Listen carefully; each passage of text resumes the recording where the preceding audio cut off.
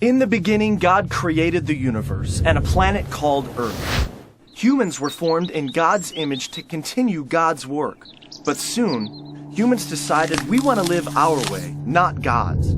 Selfishness and violence filled the world, so God started over with just one family. And God made a covenant with a man named Abraham. The land around you is now yours. Your family will be my blessing to the entire world. In just a few generations, they grew into a large nation named Israel. The Egyptians became fearful and forced the Israelites to be their slaves. Through a humble leader named Moses, God led the Israelites in a great exodus back toward their promised land. Along the journey, God gave laws and commands to help the Israelites follow God's ways. Finally, after 40 years of struggle and complaining in the desert, the Israelites arrived back home in the promised land. In victory, the people worshipped God, but soon after, they turned from God and lived their own rebellious ways.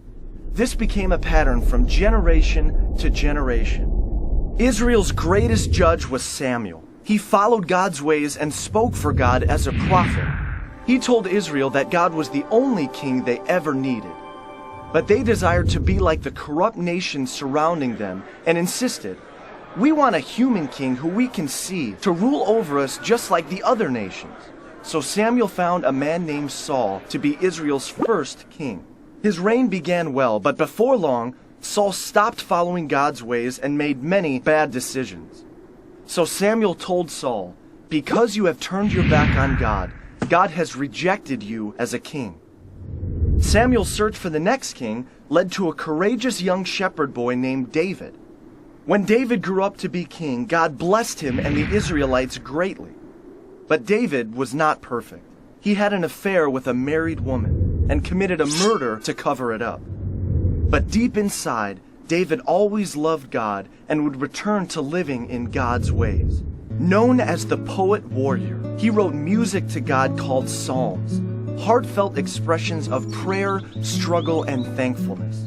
After many years as king, David gave the throne to his son Solomon. God also told David, "One day, one of your descendants will rule with a kingdom that will never end." Solomon succeeded his father David, becoming the richest king in Israel's history. Full of God's wisdom, Solomon wrote books like Proverbs and built a magnificent temple, a permanent tabernacle reminding people of God's continual presence. But Solomon strayed from God, marrying corrupt wives who led him into worshiping false gods. Civil war broke out, dividing the country into a northern kingdom called Israel and a southern kingdom called Judah. Soon, both of these kingdoms were led by corrupt kings who ignored God's ways. During this time, prophets were sent as messengers, calling the Israelites to return to God. They warned of the destructive consequences ahead. The prophet Elijah, a wild and rugged man, showed up false prophets by calling on God to give an awesome display of fire.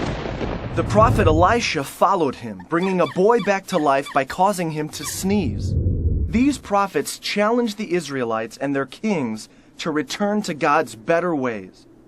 But the Israelites would not listen. Distracted in their own rebellion, other nations swept in and conquered both of the kingdoms of Israel and Judah. God's people were forced out of the promised land, and many were taken away to be slaves once again. The temple was destroyed, and the people lost everything. This was a time called the exile, where many of the Israelites, now called Jews, were scattered across different lands. One prophet named Daniel was sent to a city named Babylon. The law demanded that everyone pray only to the king of Babylon, but Daniel refused and prayed to God 3 times a day. So Daniel was thrown into a pit of hungry lions. But God closed the mouths of the lions, and Daniel emerged the next morning without a scratch. Though scattered, God was still watching over the Jewish people, and God gave them hope, speaking through the prophet Jeremiah's words.